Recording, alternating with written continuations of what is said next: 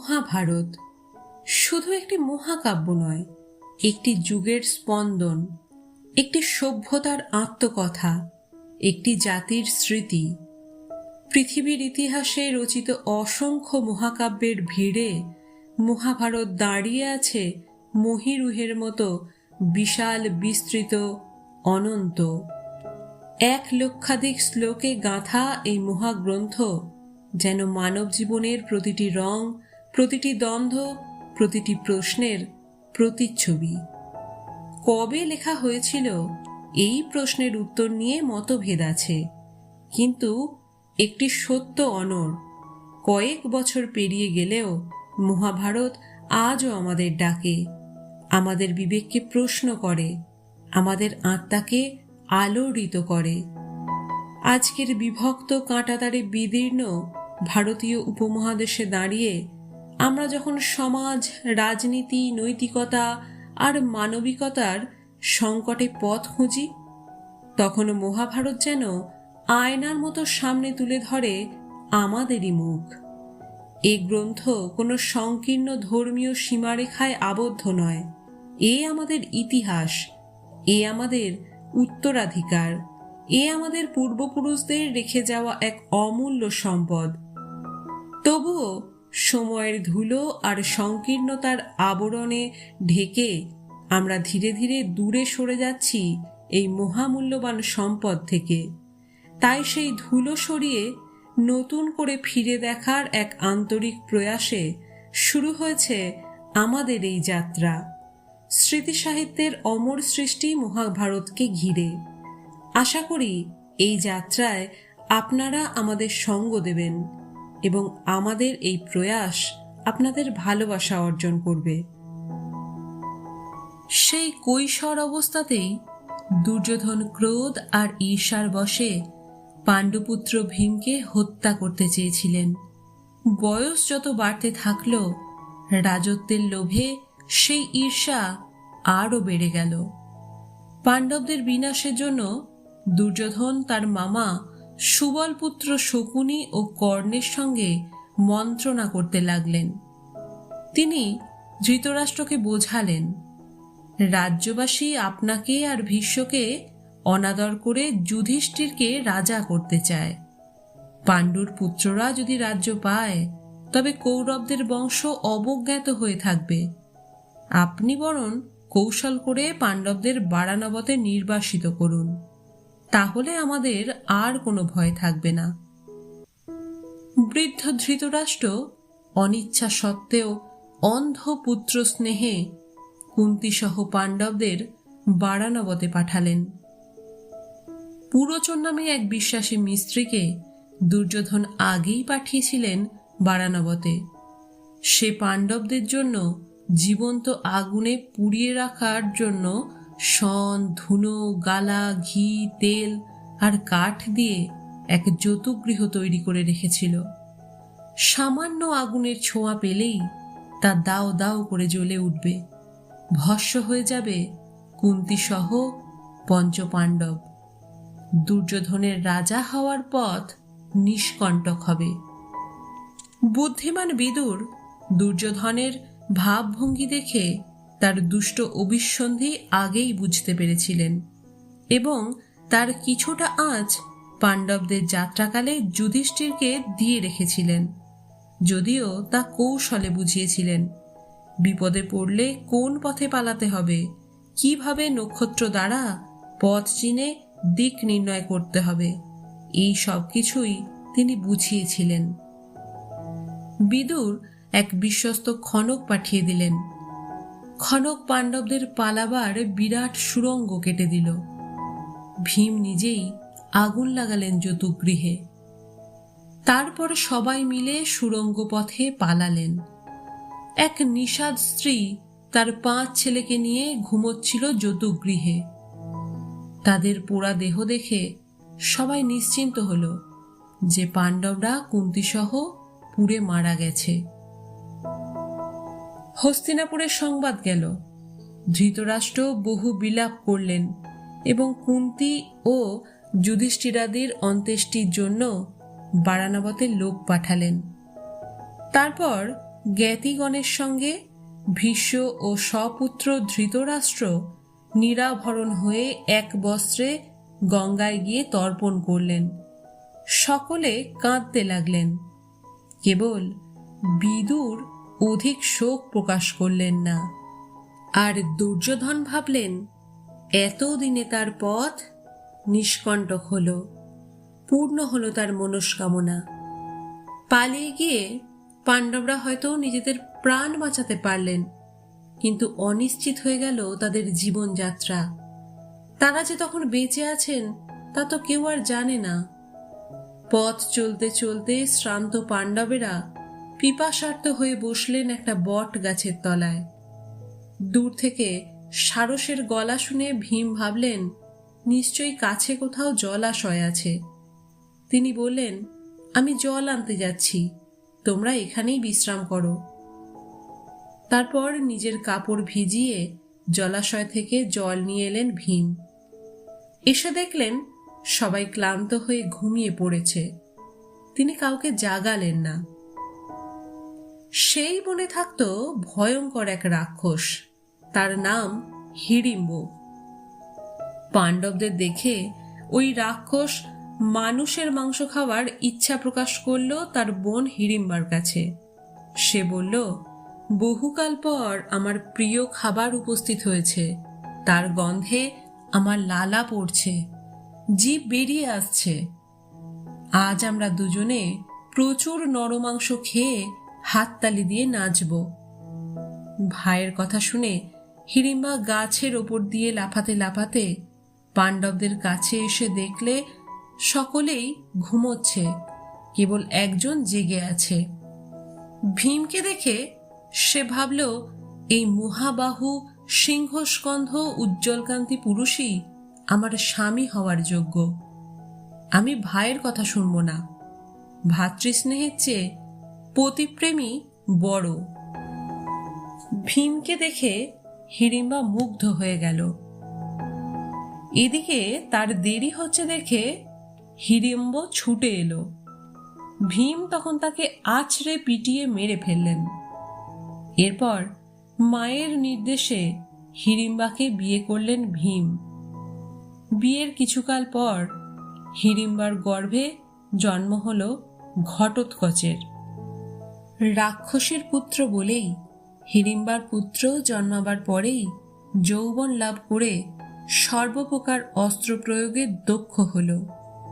তার মাথা ঘটের মতো আর চুল খাড়া, সেই জন্যই হিড়িম্বা পুত্রের নাম রাখলে ঘটোৎকচ। কুন্তী ও পাণ্ডবদের প্রণাম করে সে বলল, আমাকে কি করতে হবে আজ্ঞা করুন। কুন্তী বললেন, বৎস, তুমি কুরুকুলে জন্মেছ, তুমি সাক্ষাৎ ভীমের তুল্য, তুমি পঞ্চপাণ্ডবদের জ্যেষ্ঠ পুত্র, তুমি আমাদের সাহায্য করো। ঘটোৎকচ বললে, প্রয়োজন হলেই আমি উপস্থিত হব। এই বলে সে বিদায় নিয়ে উত্তর দিকে চলে গেল। এরপর পাণ্ডবরা তপস্বীর বেশে মৎস্য, ত্রিগত, পাঞ্চাল ও কীচক দেশের ভিতর দিয়ে চললেন। যেতে যেতে পিতামহ ব্যাসের সঙ্গে তাঁদের দেখা হলো। ব্যাস বললেন, আমি তোমাদের সমস্ত বৃত্তান্ত জানি, বিষণ্ণ হও না, তোমাদের মঙ্গল হবে। যতদিন আমার সঙ্গে আবার তোমাদের দেখা না হয় ততদিন তোমরা ছদ্মবেশেই বাস করো। এই কথা বলে ব্যাস পাণ্ডবগণকে একচক্রা নগরে এক ব্রাহ্মণের গৃহে রেখে এলেন। সেখানে তারা ব্রাহ্মণ সেজে ভিক্ষা করতেন। সে গ্রামে বক নামে এক মহাবদ রাক্ষস থাকত। তার শর্ত হচ্ছে, প্রতিদিন গ্রামের একজন লোক প্রচুর ভাত আর মোষের মাংস নিয়ে যাবে তার কাছে। সে ওই মানুষটি সহ সব খেয়ে নেবে। একদিন পাণ্ডবদের আশ্রয়দাতা ব্রাহ্মণের পালা এলো। কান্নাকাটি পড়ে গেল বাড়িতে। কুন্তী আশ্বস্ত করলেন, বললেন, আজ ভীম যাবে, কোনো ভয় নেই, সে বককে জমালয়ে পাঠাবে আজ। ভীম বককে খাবার বকের সামনে নিজেই খেতে শুরু করলেন। বক কিল চর ঘুষি মেরেও ভীমের আহারে কোনো ব্যাঘাত ঘটাতে পারল না। বেশ চেটেপুটে খেয়ে ভীম এবার বকের দিকে মনোযোগ দিলেন, একেবারে পিষে মেরে ফেললেন। বকের আর্তনাদ শুনে দৌড়ে এলো যত রাক্ষসের দল। ভীম গর্জে উঠলেন, বললেন, সাবধান, ফের তোরা যদি মানুষ খাবি তো সব বেটাকে জমালয়ে পাঠাবো।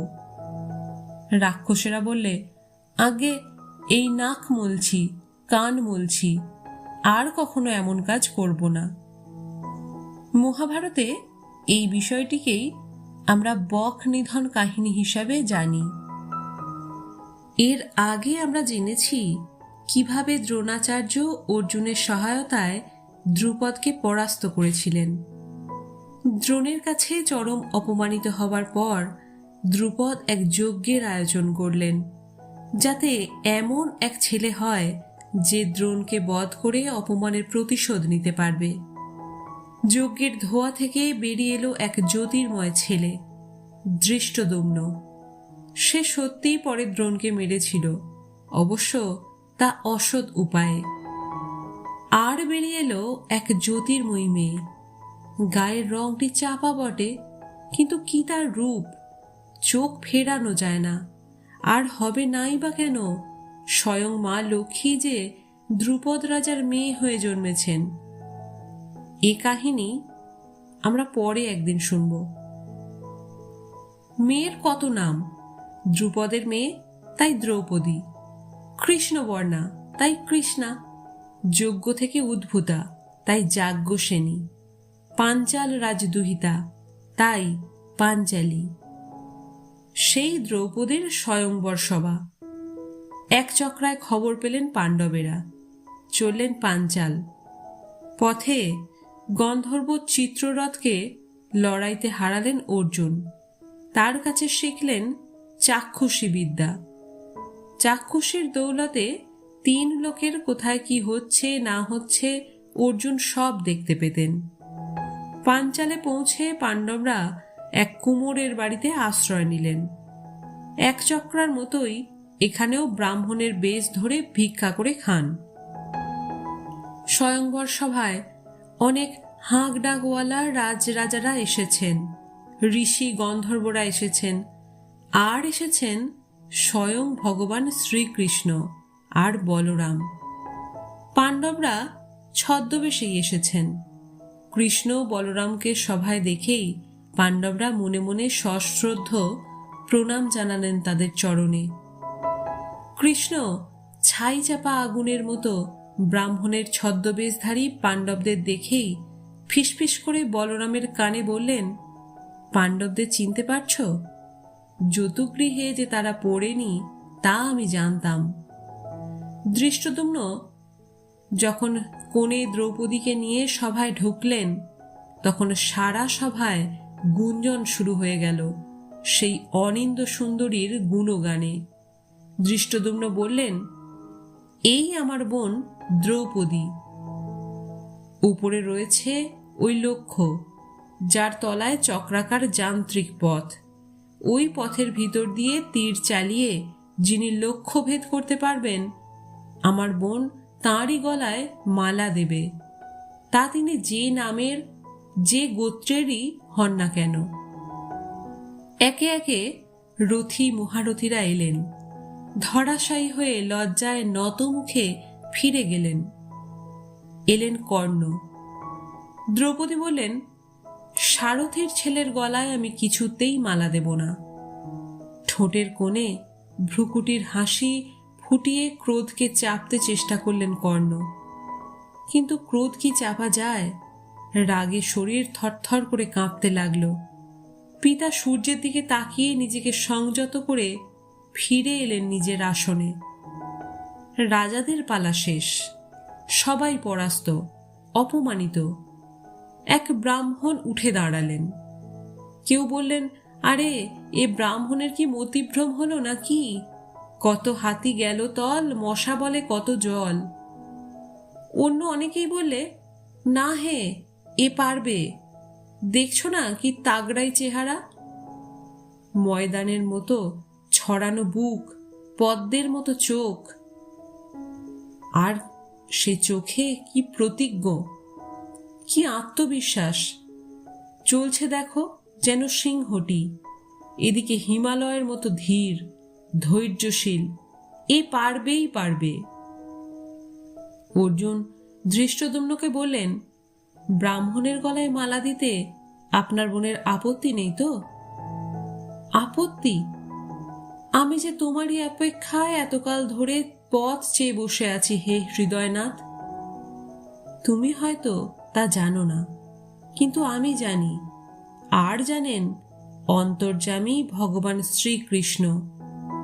তুমি আমাকে গ্রহণ করে আমার জীবনকে ধন্য করো। কৃষ্ণা অর্জুনকে দেখে চঞ্চল হয়ে উঠলেন। ধৃষ্টদ্যুম্ন বললেন, না, আপত্তি নেই। মহাদেব আর কৃষ্ণকে মনে মনে প্রণাম জানিয়ে অক্লেশে লক্ষ্যভেদ করলেন অর্জুন। ধন্য ধন্য পড়ে গেল সভায়। দেবতারা আকাশ থেকে পুষ্পবৃষ্টি করলেন, বেজে উঠল তুড়ি ভেড়ি, গায়করা গাইতে লাগলেন অর্জুনের জয়গান। আর দ্রৌপদী আনন্দে আর উত্তেজনায় এবার বুঝি তার সংজ্ঞালোপ হবে। তার পা কাঁপছে, কম্পিত ধীর পদক্ষেপে এগিয়ে এলেন অর্জুনের সামনে। সব লজ্জার আবরণ ভেঙে চুরমার হয়ে যাচ্ছে তার। অর্জুনের গলায় মালা পরিয়ে দিলেন। নির্নিমেষ দৃষ্টিতে দেখলেন অর্জুনকে। কৃষ্ণকে মনে মনে প্রণাম জানালেন কৃষ্ণা। শুরু হলো তার সুখ, নাকি অনন্ত দুঃখের দিন কে জানে। এদিকে হেরে যাওয়া রাজারা এক ব্রাহ্মণ দ্রৌপদীকে নিয়ে যাচ্ছে দেখে দ্রুপদকে আক্রমণ করলেন। অর্জুন তীর ধনু দিয়ে দ্রুপদকে রক্ষা করতে লাগলেন, আর ভীম বড় বড় গাছ দিয়ে পিটিয়ে রাজাদের একেবারে তুলোভোনা করে ছাড়লেন। এদিকে কুন্তী ভাবছেন, কি ব্যাপার, সেই কখন ভিক্ষে বেরিয়েছে বাছারা আমার, এত রাত হলো তবু ফেরে না কেন? মা, আজ তোমার জন্য কি ভিক্ষে এনেছি দেখো। যুধিষ্ঠিরের গলা না? যা এনেছ 5 ভাই মিলেমিশে ভাগ করে নাও বাবা। ঘরের ভেতর থেকেই নির্দেশ দিলেন কুন্তী। মাতৃআজ্ঞা শিরোধার্য, কাজেই পঞ্চস্বামীর গলাতেই মালা দিলেন দ্রৌপদী। কে কে ওখানে? আরে সখা কৃষ্ণ, বলরাম, তোমরা এখানে কেমন করে? অর্জুনের প্রশ্নের উত্তরে কৃষ্ণ বললেন, আমরা তোমাদের চিনতে পেরেছি। যুধিষ্ঠিরকে বললেন, আগুন কখনো ছাই চাপা থাকে না, তবু আরো কিছুদিন ছদ্মবেশে থাকুন। দ্রুপদের কানে ঠিক পৌঁছে গেল তার জামাইদের পরিচয়। আনন্দে উৎফুল্ল হয়ে উঠলেন তিনি। এমন জামাই তো চেয়েছিলেন তিনি। খবরটা জানাজানি হয়ে গেল। বিদুর দৌড়ে গিয়ে ধৃতরাষ্ট্রকে সুখবরটা দিলেন। ধৃতরাষ্ট্র যৌতুগৃহের ব্যাপারটা মনে মনে অনুতপ্ত ছিলেন। এই খবর শুনেই বললেন, বিদুর, এক্ষুনি ওদেরকে ফেরাও, দ্রৌপদীকে যথোচিত মর্যাদায় বরণ করো, রাজপুরীতে উৎসব লাগিয়ে দাও। দুর্যোধন, কর্ণ চাইলেন এখনই শত্রুকে নির্বংশ করতে। ধৃতরাষ্ট্রের মন বিষিয়ে দিতে চেষ্টা করলেন তাঁরা। ভীষ্ম, দ্রোণ, বিদুর সবাই এক বাক্যে বললেন, রাজ্য দুভাগ করে দিন মহারাজ, সবাই সুখে থাকুক। এদিকে পাণ্ডবরা ফিরে এলেন কৃষ্ণের পরামর্শে। হস্তিনাপুরবাসীরা তাদের শতায়ু কামনা করে আনন্দের বন্যা বইয়ে দিলেন নগরীতে। এরপর ধৃতরাষ্ট্রের নির্দেশে রাজ্য দুভাগ হল। পাণ্ডবরা গেলেন খাণ্ডবপ্রস্থ বা ইন্দ্রপ্রস্থে, আর কৌরবরা রয়ে গেলেন হস্তিনাপুরেই। দেখতে দেখতে খাণ্ডবপ্রস্থ এক বর্ণাঢ্য মনোরম নগরীর চেহারা নিল। সত্যনিষ্ঠ প্রজাবৎসল রাজা যুধিষ্ঠিরের রাজ্যে লক্ষ্মী সরস্বতী অচলা হয়ে রইলেন। প্রজারা সবাই খুব সুখী। একবার তাদের রাজ্যে এক ব্রাহ্মণের গরু চুরি হলো। সেই অসহায় ব্রাহ্মণ চোর চোর করে আর্তনাদ করতে লাগলেন। তখন অর্জুন তাকে অভয় দিয়ে বললেন, ভয় নেই, আমি এখনই অস্ত্র নিয়ে আসছি। তারপর অস্ত্র নিতে ঢুকলেন অস্ত্রাগারে। কিন্তু মহাভয় যে অপেক্ষা করছিল তার জন্য অর্জুন তা কিভাবে জানতেন? অস্ত্রাগারে তখন যুধিষ্ঠির আর দ্রৌপদী। শর্তমতো এক ভাই যখন দ্রৌপদীকে নিয়ে কোনো ঘরে থাকবেন, অন্য ভাইয়ের তখন সেখানে প্রবেশ নিষেধ। শর্ত যাতে কেউ না ভাঙে সেজন্য শাস্তির ব্যবস্থাও করা। 12 বছর বনবাস। ব্রাহ্মণকে তার গরু ফিরিয়ে দিয়ে অর্জুন ক্ষমা চাইলেন যুধিষ্ঠিরের কাছে। বললেন, অনুমতি দাও দাদা, আমি বনবাসে যাই। কত বোঝালেন যুধিষ্ঠির, কিন্তু অর্জুনের ধনুর ভাঙাপন। বনবাসে যাবই। গেলেনও। মূর্ছা গেলেন দ্রৌপদী। সবাই তার স্বামী বটে, কিন্তু অর্জুন অর্জুনই। তার সঙ্গে কার তুলনা? 12 বছর অর্জুনকে ছাড়া তিনি কিভাবে কাটাবেন? বনবাস নিয়ে বনে বনে অর্জুন ঘুরছেন, তীর্থে তীর্থে ঘুরে বেড়াচ্ছেন। এর মধ্যে আরো 2 রাজকন্যা তার প্রেমে ধরা দিয়েছেন, নাগ রাজকন্যা উলুপি আর মণিপুরের রাজনন্দিনী চিত্রাঙ্গদা। প্রবাসে তার দেখা হলো প্রাণসখা কৃষ্ণের সাথে। 2 সখাতে কত কথা, কত আনন্দ। রৈবতক পর্বতে যাদবদের উৎসবে গেলেন অর্জুন। সাঙ্গপাঙ্গ নিয়ে তখন সেখানে মত্ত হয়ে ঘুরে বেড়াচ্ছেন বলরাম। কিন্তু ওই সুন্দরীটি কে কৃষ্ণ? অর্জুন চঞ্চল হয়ে উঠলেন। সখার মনোভাব বুঝে কৃষ্ণ বললেন, পছন্দ? বেশ, তুমি ওকে হরণ করতে পারো অর্জুন। ও আমারই বোন, সুভদ্রা। কৃষ্ণের কথা শুনে দ্রুতগামী রথে চেপে সুভদ্রাকে হরণ করলেন অর্জুন। রথ ছোটালেন ইন্দ্রপ্রস্থের দিকে। রেগে গেলেন বলরাম। তখন তাকে শান্ত করলেন কৃষ্ণ, এবং কৃষ্ণও অর্জুনের সঙ্গী হলেন। কৃষ্ণ এবং অর্জুন যখন ইন্দ্রপ্রস্থের দিকে যাত্রা করলেন, সেই পথেই তাদের সাথে দেখা হলো ব্রাহ্মণবেশী অগ্নির। অগ্নি তাদেরকে বললেন, শ্বেতকী রাজার যজ্ঞে 12 বছর এক নাগারে ঘি খেয়ে তার প্রচণ্ড অরুচি হয়েছে। এবার বেশ কিছু মাংস না খেলে এই অরুচির ভাবটা কিছুতেই যাবে না। এই খাণ্ডববনটা আমি কতবার পুড়িয়ে খাওয়ার চেষ্টা করছি, কিন্তু কিছুতেই পারছি না। ইন্দ্রের বন্ধু তক্ষক এই বনেই থাকে। এই বনে যখনই আগুন লাগছে, ইন্দ্র মেঘ দিয়ে বৃষ্টি ঝরিয়ে এই আগুন নিভিয়ে দিচ্ছে। তা তোমরা কি আমাকে এই ব্যাপারে কিছু সাহায্য করতে পারো? কৃষ্ণ এবং অর্জুন বললেন, হ্যাঁ তা পারি, যদি তেমন অস্ত্র পাই। তখন অগ্নিদেব বরুণকে স্মরণ করলেন এবং বরুণ উপস্থিত হয়ে তার কাছ থেকে গাণ্ডীব ধনু, 2 অক্ষয় তুনি এবং কপিধ্বজ রথ চেয়ে নিয়ে অর্জুনকে দিলেন, আর কৃষ্ণকে একটি চক্র ও কৌমোদকী নামের গদা দিলেন। কৃষ্ণার্জুন 2 রথে আরোহণ করলে অগ্নি খাণ্ডববন দগ্ধ করতে লাগলেন। পশু পক্ষী চিৎকার করে পালাতে গেল, কিন্তু অর্জুনের বাণে বিদ্ধ হয়ে অগ্নিতে পড়ল। কোনো প্রাণী নিস্তার পেল না। এই সময় ময় নামক এক অসুর তক্ষকের আবাস থেকে বেগে পালাচ্ছে দেখে অগ্নি তাকে খেতে চাইলেন। কৃষ্ণ তাকে মারবার জন্য চক্র উদ্যত করলেন, কিন্তু ময়ের কাতর প্রার্থনায় এবং অর্জুনের অনুরোধে নিরস্ত্র হলেন। অগ্নি 15 দিন ধরে খাণ্ডববন দগ্ধ করলেন। তক্ষক পুত্র অশ্বসেন, মনুচির ভাই ময়দানব এবং 4টি সাঙ্গিক পক্ষী, এই 6টি প্রাণী ছাড়া আর কেউই জীবিত রইল না। এরপর ইন্দ্রদেব দেবগণের সাথে এসে কৃষ্ণার্জুনকে বললেন, তোমাদের এই আশ্চর্য কর্ম দেখে আমি খুব খুশি হয়েছি। তোমরা কি বর চাও তা বলো। তখন অর্জুন বললেন যে আমি সমস্ত রকম অস্ত্র চাই, এবং কৃষ্ণ বললেন যে যেন আমার সাথে অর্জুনের সারা জীবনের জন্য বন্ধুত্ব থাকে।